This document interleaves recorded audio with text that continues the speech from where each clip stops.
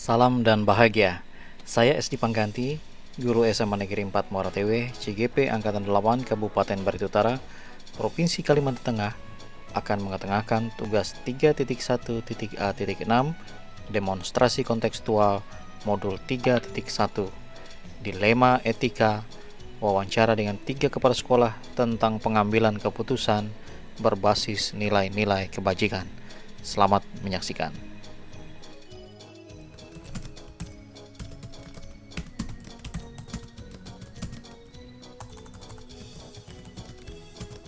Baik, selamat pagi Pak Trena. Selamat pagi, Mas. Terima kasih atas kesempatan yang telah diberikan kepada saya. Jadi pertama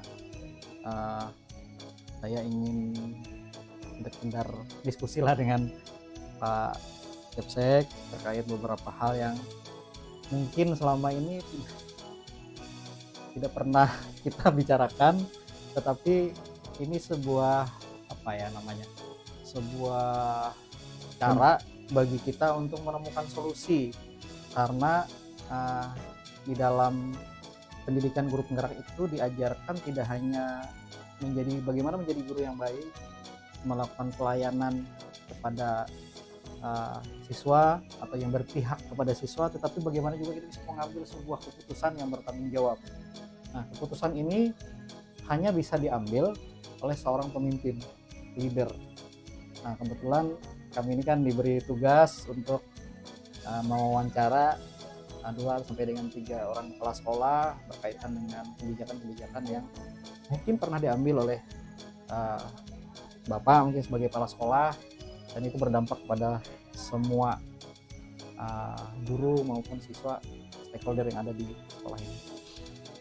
Mungkin apakah Bapak selama ini pernah punya pengalaman mempunyai beberapa persoalan yang bisa berhubungan atau bersinggungan dengan dilema etika ataupun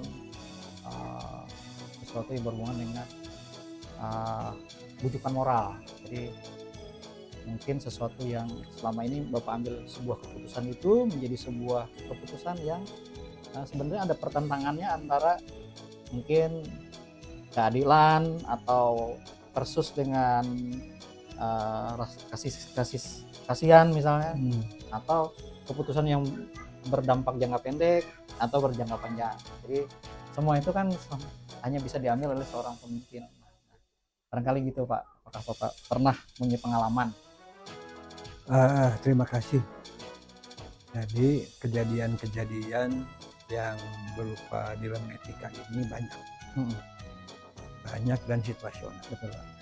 Jadi pada umumnya untuk kejadian-kejadian yang rumit, saya meminta pendapat beberapa orang dari teman-teman kita di sini, terutama yang senior.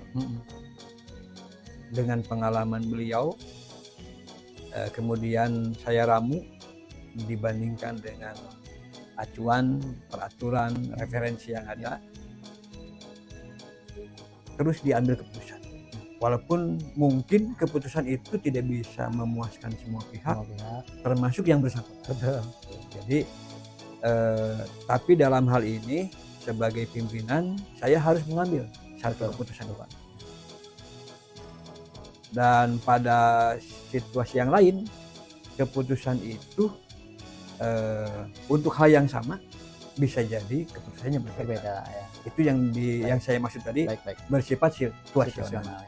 Jadi di dalam Bapak mengambil keputusan itu langkah-langkahnya bisa ada jelas sudah sebenarnya Pak ya.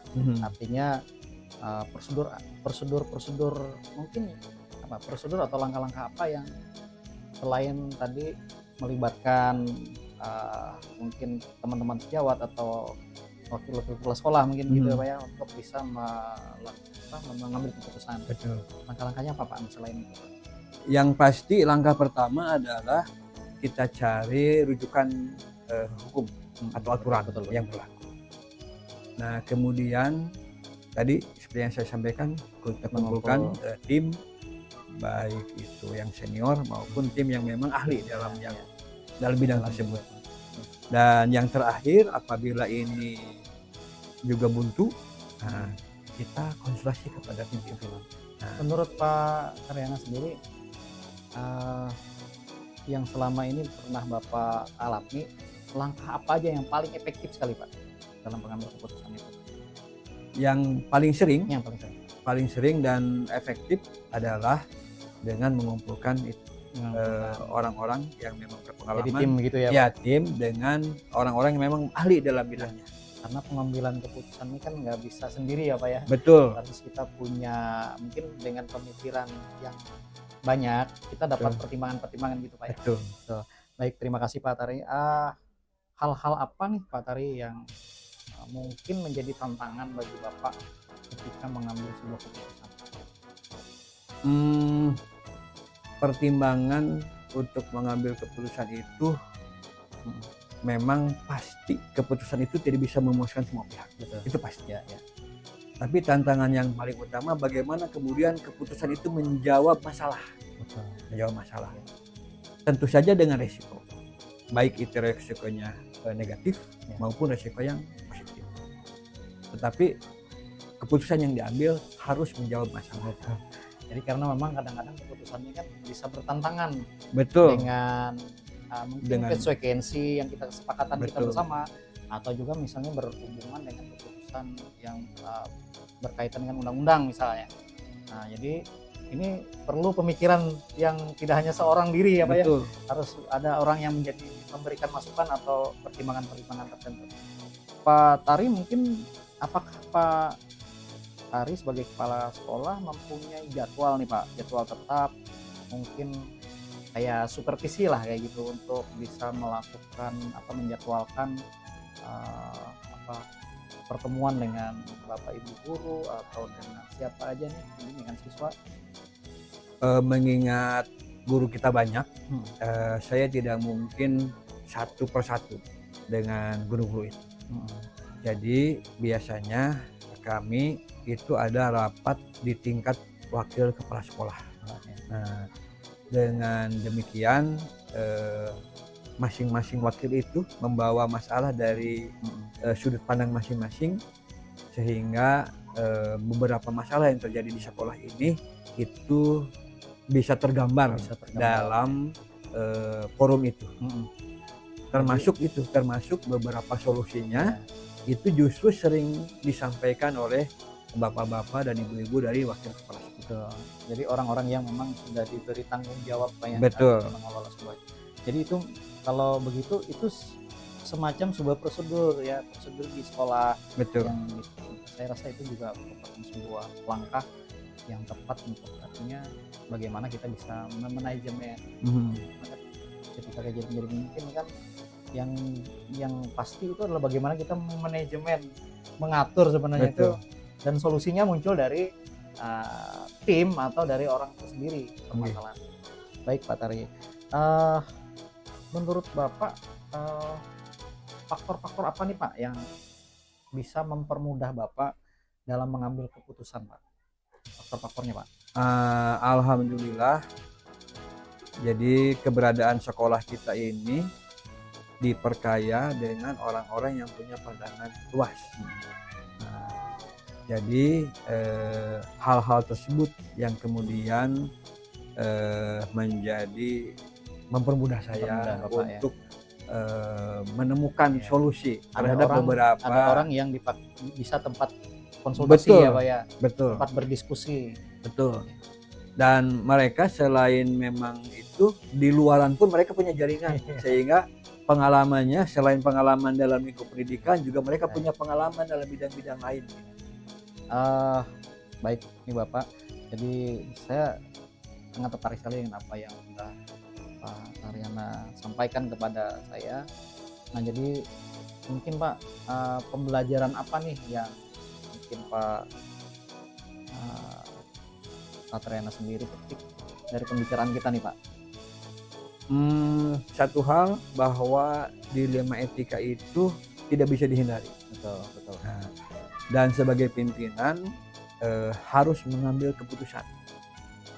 Itu merugikan maupun menguntungkan. Tapi yang pasti menjawab masalah. Menjawab masalah ya. Dan dalam keadaan ekstrim kadang-kadang demi kepentingan yang lebih umum, kita justru mengambil keputusan yang sama sekali berbeda dengan kehendak orang banyak. Nah, Tidak jadi umum ya, tidak betul, lazim ya. betul. Tidak lazim. Jadi sebagai pimpinan pada suatu titik tertentu kita harus berpedoman pada satu bahwa ini yang diambil, walaupun itu Ya. tidak dikehendaki Ya, oleh orang. karena memang itu kita, kalau orang kan melihat kasus demi kasus kan, tetapi Betul. kita sebagai pemimpin itu bisa melihat dampak jangka pendek Betul. atau jangka panjangnya. Apakah ini mempunyai rasa keadilan juga kepada seseorang, ataukah ini kita mengambil keputusan atas dasar rasa kasihan, atau mungkin justru berhubungan dengan faktor-faktor hukum ya Pak ya? Betul. Seperti itu. Jadi berdampak itu Iya. yang memang sedikit Ya, harus jadi kita salah satu pahami. kesulitan menjadi pimpinan Ya. sebetulnya adalah pada situasi seperti itu, di mana kita harus mengambil keputusan dan keputusan itu tidak populer, tidak dikehendaki orang banyak, tapi harus diambil. harus diambil. Bahkan kalaupun keputusan itu merugikan. Iya. Tapi umumnya keputusan ini akan tentu sudah karena dia mempunyai pertimbangan-pertimbangan tertentu, Betul. maka dampak yang paling minimal lah yang kita ambil ya Pak. Iya. Ya. Nah, Ini walaupun jadi, itu berdampak, tapi dampaknya paling minimal. Betul. Nah, seperti itu. Karena memang sangat disadari bahwa namanya kita menjadi pemimpin ini kan dilihat orang, ya, Ya. dilihat orang, dan juga keputusan-keputusan kita kan menjadi sebuah apa namanya? Sebuah keputusan yang ikatan. mengikat, Betul. yang mengikat untuk semua orang. Iya. Kalau kita hanya buat kita sendiri ya Aman. ya aman aja.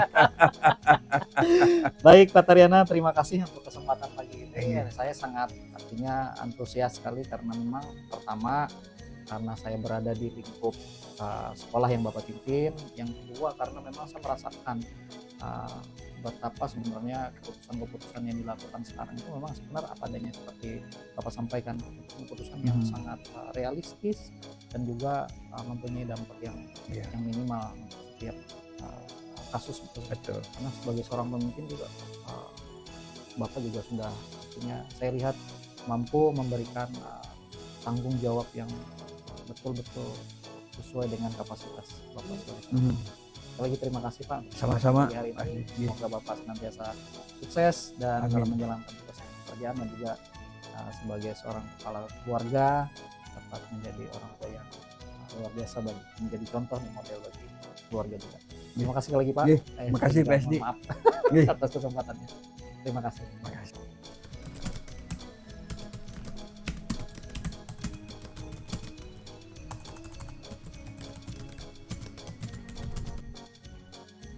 Selamat pagi Pak Hartoyo. Selamat pagi. Aduh, Ya. senang sekali bisa bertemu dengan Pak Hartoyo karena memang kita sudah lama janjian tapi baru kali ini bisa ketemu dengan Pak Hartoyo. Bagaimana kabarnya Pak? Nah, kabar baik. Terima kasih Pak Esti Pengganti yang sudah bersedia mengunjungi kami. Baik, terima kasih Pak Hartoyo. Jadi saya ini sedang mengikuti program pendidikan guru penggerak. Jadi tinggal beberapa saat lagi akan menyelesaikan pendidikan ini, namun di beberapa bagian kami tetap diberikan tanggung jawab, tugas untuk seperti kali ini melakukan wawancara dengan salah satu kepala sekolah. Nah kebetulan saat ini terima kasih Bapak sudah bersedia untuk diskusi lah dengan dengan berbagi pengalaman terkait bagaimana Bapak mengambil sebuah keputusan di sekolah Bapak. Yang pertama mungkin izin saya mau menyampaikan beberapa pertanyaan. Ya, Mudah-mudahan Pak Hartoyo berkenan berbagi pengalaman dengan kami semua guru-guru yang sedang melaksanakan kegiatan pendidikan guru penggerak. Pak Hartoyo mungkin keputusan-keputusan yang Pak Hartoyo ambil mungkin ada yang bertentangan dengan hati nurani Pak Hartoyo, tapi juga Pak Hartoyo mungkin mempertimbangkan hal-hal yang berhubungan dengan rasa keadilan, mungkin rasa kasihan, mungkin juga dampaknya jangka pendek, jangka panjang, atau mungkin juga berhubungan dengan individu seseorang, atau juga berhubungan dengan masyarakat sekitar di tempat di mana sekolah Pak Hartoyo berada. Nah, mungkin keputusan-keputusan itu satu keputusan yang mungkin sekali lagi bertentangan dengan hati nurani Pak Hartoyo, tapi sebagai pemimpin Pak Hartoyo akan mengambil sebuah keputusan yang mungkin dampaknya sangat minimal sekali terhadap orang-orang yang ada di sekitar Bapak, terhadap siswa, terhadap guru-guru yang ada. Apakah Pak Hartoyo pernah mempunyai artinya kasus atau problem terkait hal-hal yang seperti saya sampaikan tadi? Silakan Pak. Ya, terima kasih Pak SD Pengganti. Pengalaman kami di SMA S1 TW Baru tentang dilema etika pernah saya dan teman-teman alami sendiri ya, dan itu diambil sebuah keputusan di mana keputusan tersebut berproses dari kita konsultasi dengan Waka, terus kita bicarakan dengan Dewan Guru, bahkan kita mengadakan koordinasi konsultasi dengan ketua komite bagaimana ini kasus ini seperti ini, pendapat ibu sebagai ketua komite seperti apa, kalau pendapat kami, kesimpulan kami sebagai sekolah itu seperti ini. Baik, terima kasih Pak Hartoyo. Jadi kadang-kadang Pak Hartoyo kita mengambil sebuah keputusan itu dilematis ya. Nah, ada dua kepentingan yang sama-sama penting gitu.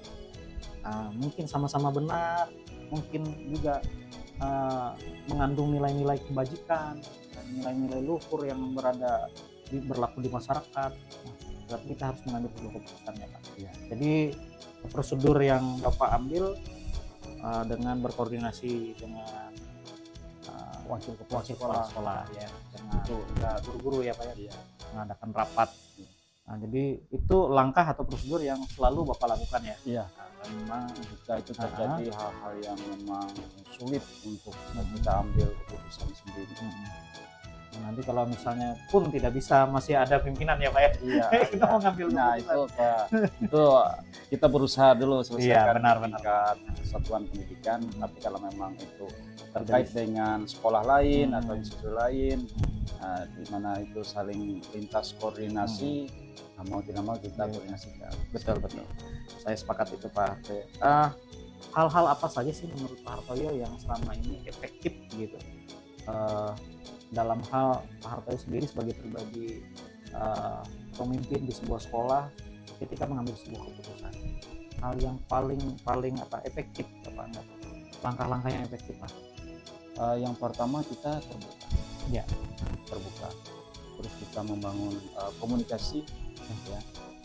Terus kita budaya kerjasama itu selalu kita tanamkan. Teamwork ya Pak.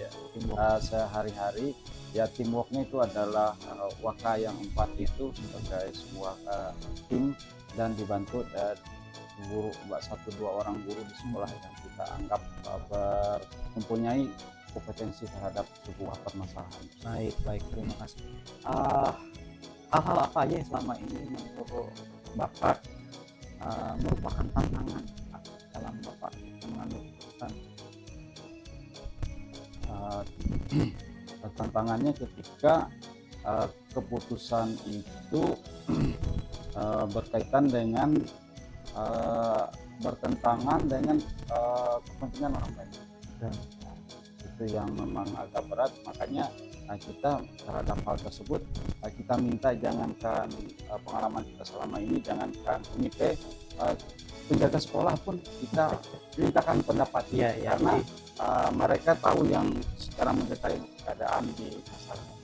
Membangun komunikasi Pak ya. Tantangan ini salah satunya adalah bagaimana kita membangun komunikasi yang efektif dengan semua yang terlibat mungkin yang mengetahui peristiwa atau kasus itu Pak ya. Menurut Pak Hartoyo sendiri, langkah-langkah yang dilakukan itu apakah ketika menghadapi kasus itu Hartoyo bisa selesaikan langsung di tempat atau bagaimana, atau harus dijadwalkan atau bagaimana nih Pak? Yang pengalaman Bapak selama ini. Ya, kalau terkait dengan kasus permasalahan yang ada di sekolah itu tergantung besar kecilnya. Betul. Besar kecilnya bila itu cukup bisa diselesaikan oleh guru mata pelajaran, misalnya kalian belajar itu yang hari-hari. Memang saya budayanya itu adalah budaya bersama, budaya gotong royong itu ada. Bahkan ada kegiatan mingguan, ada kegiatan bulanan seperti misalnya kita mancok bersama aja tentu sederhananya. Iya. Sehingga ada permasalahan guru itu tidak secara formal rasanya kita hadapi. Iya. Jadi kita dengan guyon-guyon saja. Misalnya, Bu, kenapa yang kemarin tidak masuk, nggak beritahu? Oh lupa, maaf lupa. Ada keluarga yang berbuka, oh nggak apa-apa. Nah seperti itu. Jadi membangun sinergi Pak ya. Iya. Oh, sinergi ini kan banyak cara ya Pak. Iya.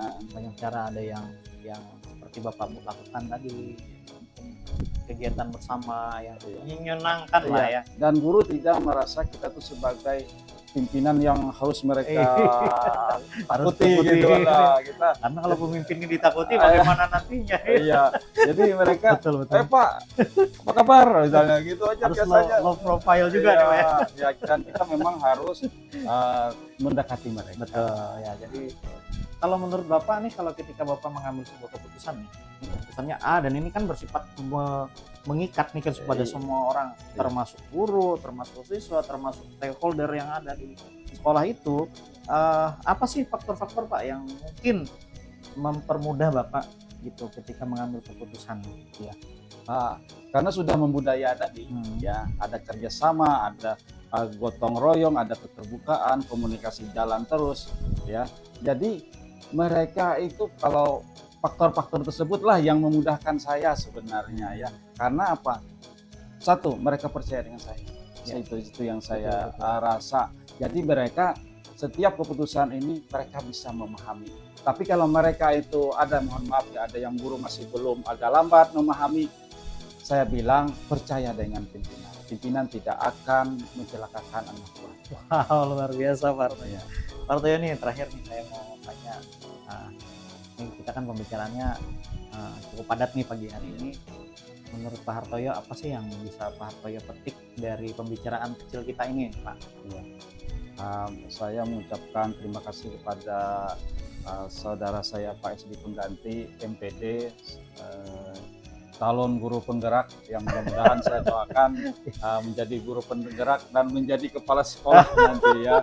Jadi tentunya banyak pengalaman walaupun dalam waktu yang singkat di sini, khususnya bagi saya pribadi, ini membangunkan kesadaran diri saya lagi, mengingatkan kepada diri saya sendiri ya, dan teman-teman sekolah saya bagaimana saya menjadi seorang pemimpin yang sebaik-baiknya, seadil-adilnya, bisa paling tidak meminimalisir hal-hal yang permasalahan yang terjadi. Baik, ya. Ketika kita mengambil keputusan, tentu keputusan yang kita ambil itu akan mengikat dan berdampak, tapi dampaknya yang paling minimal. Iya.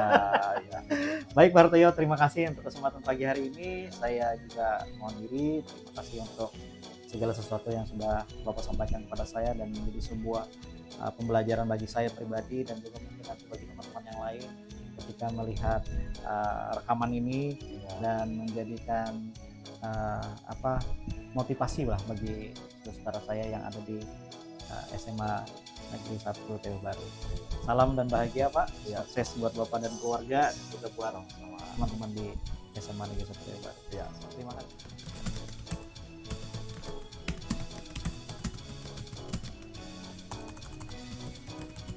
Selamat sore Pak Muran. Selamat sore.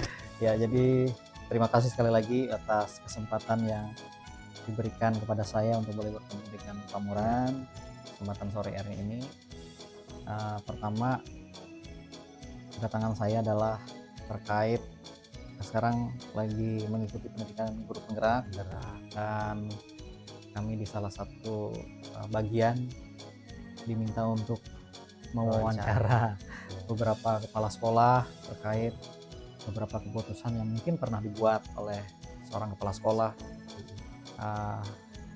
Mungkin juga keputusan itu di hati nurani Bapak sebagai seorang pemimpin ada yang bertentangan. Nah, jadi mungkin hal itu bertentangan dengan rasa adil, rasa kasihan, atau mungkin berdampak baik jangka pendek maupun jangka panjang. Nah, karena itu mohon izin saya akan ada beberapa pertanyaan yang saya sampaikan kepada Pak Muran sendiri. Pertama, selama Bapak menjadi kepala sekolah pernah nggak Bapak mengalami sebuah pengalaman menghadapi kasus-kasus yang berhubungan dengan dilema etika? Silakan Pak. Ya, baik. Makasih Presdi, Baik, makasih kehadirannya Siap, di Bapak. tempat kami di sini. Untuk dilema dalam hal kasus-kasus yang dihadapi oleh kepala sekolah, saya rasa mungkin setiap kepala sekolah, Sekolah pernah mengalami, termasuk saya. Salah satunya yang bisa saya ungkapkan itu mengenai dilema etika, kasus-kasusnya menyangkut murid ya, Murid. yang murid. Kita pernah mengalami dilema ini waktu kenaikan kelas, di mana kita rapat dewan guru, hampir mayoritas guru menyampaikan memang anak ini Tidak layak naik kelas. untuk naik kelas. Tapi karena sekarang IKM Bapak, sekolahnya sudah IKM Pak? Sudah IKM dan lebih lagi kita Sekolah sekolah penggerak ya. Jadi kalau IKM ini kan tidak anak-anak harus naik kelas ya Pak ya. Tidak boleh juga kita, artinya Iya. tidak ada anak ini yang apa tidak naik kelas karena implementasi Betul. kurikulum merdeka ini. Nah, di dalam rapat kami ya cukup alot juga. Tapi dengan perlahan-lahan saya menjelaskan bahwa kita sudah menerapkan IKM, kemudian juga pertimbangannya rasa kasihan jujur memang Nah, ada. itu memang Disampaikan rasa kasihan, usia sudah usia sudah pertimbangannya dia ya, sudah apa? udah naik terus ya. Semestinya sudah duduk di kelas Kelas 5 atau 6 ya Pak. Ini masih di kelas 4. Lalu akhirnya melalui cara itu ya disepakatilah. Walaupun ini bertentangan dengan guru-guru sekolah, saya menyampaikan akhirnya kami sepakat Bisa naik kelas ya. Dalam Bapak mengambil keputusan di sekolah itu, terutama seperti tadi di kasus-kasus penting itu Pak, bagaimana Bapak melakukan koordinasi dengan mungkin guru terus memberi pemahaman kepada mereka? Mungkin caranya Pak mungkin.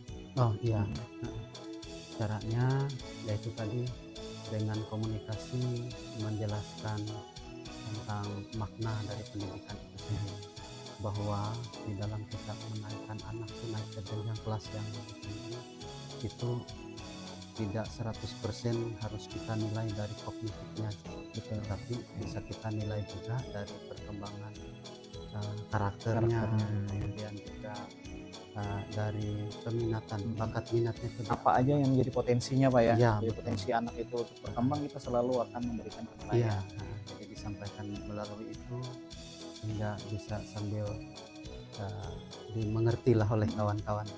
Anda nggak Pak, mungkin Bapak mempunyai kesempatan untuk berdiskusi mungkin dengan guru-guru senior atau apa yang dia ada di sekolah Bapak itu? Pernah nggak Pak?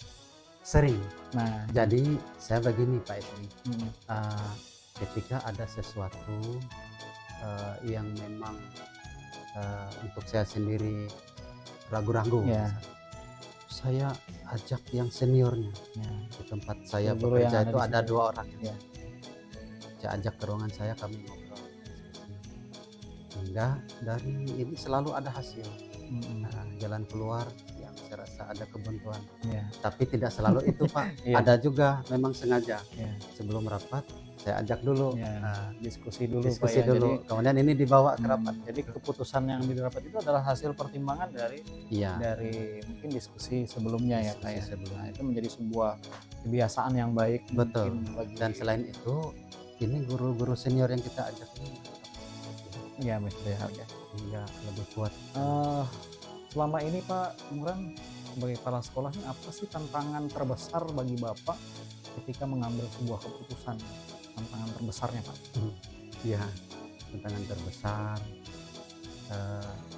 yang saya alami ya, karena memang ada suatu ketika guru karena ngurus anak sekolah sehingga jarang turun. Jadi tentunya untuk apa namanya itu, langkah pertama saya komunikasikan dengan guru-guru yang ada. Kemudian dari komunikasikan memberikan pengertian bahwa ini loh teman kita yang tidak turun ini karena memang Iya, sangat memberi- penting juga. membangun komunikasi Iya, Pak ya. Kita langkah Penting terbesar. juga diurus karena ini kan Hmm. pendidikan anak di tempat jauh. Selain Nah. itu juga mungkin keputusan itu belum tentu semua pihak akan merasa Pasti, sepakat ya Pak pasti. ya. Ya, Karena pasti. keputusan-keputusan yang kita ambil terkait dengan apa-apa yang apa, nah itu semua orang tentu punya pemikiran atau pandangan berbeda. Seperti Iya, itu ya Pak ya. karena dari banyak orang kan tidak. Iya, jadi sepakat Pak saya kalau kita harus membangun komunikasi. Dan itu Komunikasi. menjadi sebuah tantangan besar bagi kita untuk bisa menjalankan tugas sebagai leader di sebuah Iya. institusi itu.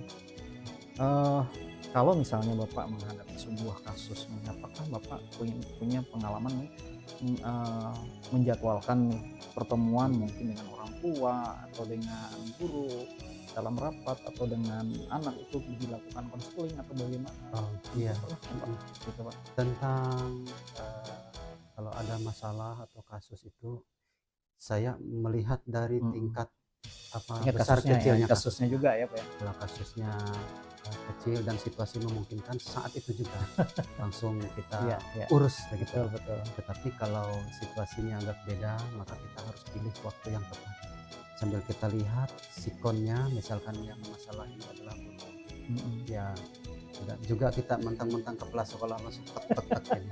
Tapi kita lihat kondisi sikon gurunya gimana, bisa nggak diajak bicara saat itu. Kalau belum bisa kita jadwalkan. Iya, betul. Di Pak. lain Saya sepakat waktu. aja Pak itu. Artinya situasi akan menentukan Iya. bagaimana seseorang itu akan lebih terbuka kepada Betul. mengungkapkan perasaannya atau mengungkapkan segala sesuatu. Ya, makanya kita harus pintar melihat, membaca situasi. Ya itulah yang mungkin tidak semua orang bisa seperti Iya. itu. Karena memang feeling untuk dan juga emosi seorang leader ini memang harus bisa Iya. dikendalikan itu. Kalau nggak bisa mengendalikan emosi, mungkin barangkali tidak akan bisa menyelesaikan sebuah Sulit. kasus. Malah bisa menambah kasus ya, Pak ya. Sulit, ya.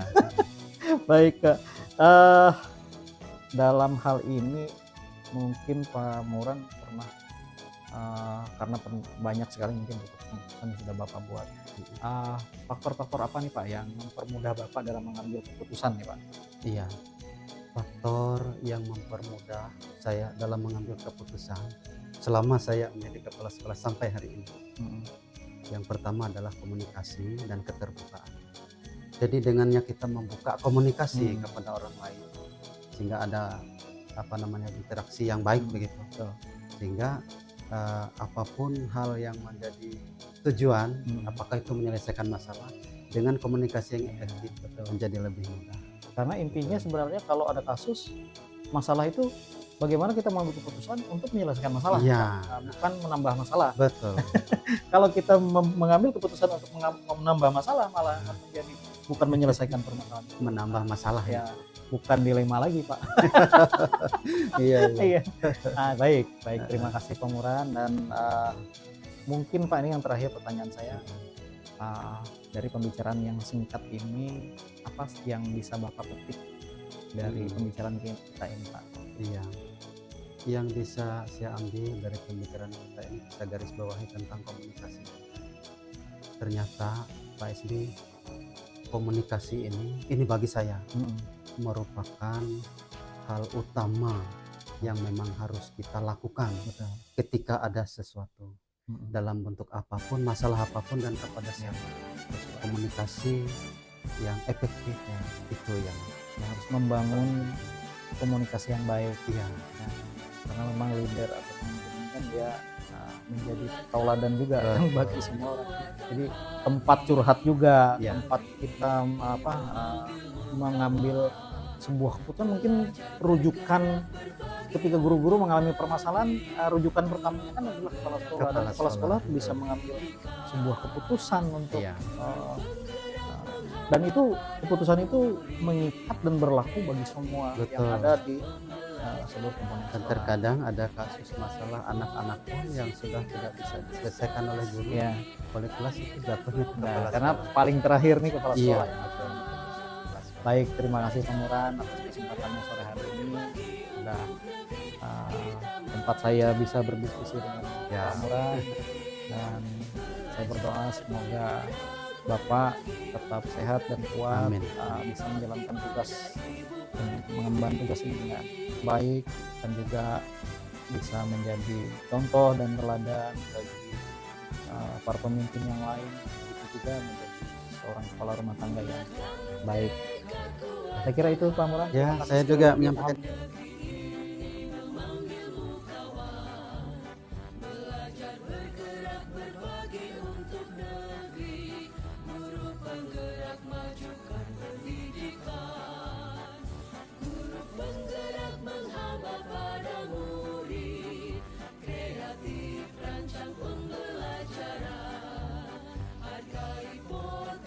Tingkatkan prestasi, lahirkan profil pelajar Pancasila.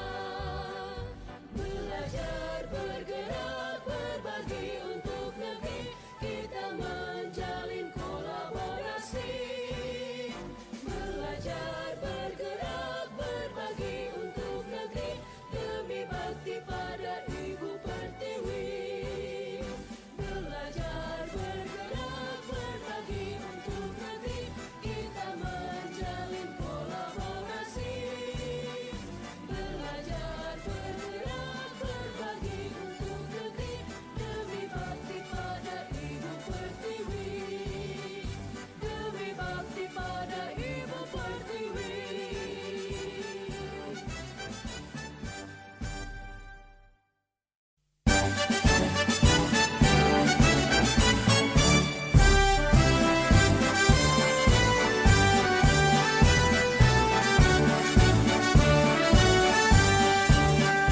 Bulatkan tekad, kuatkan hati, negeri ini memanggilmu kawan. Belajar, bergerak, berbagi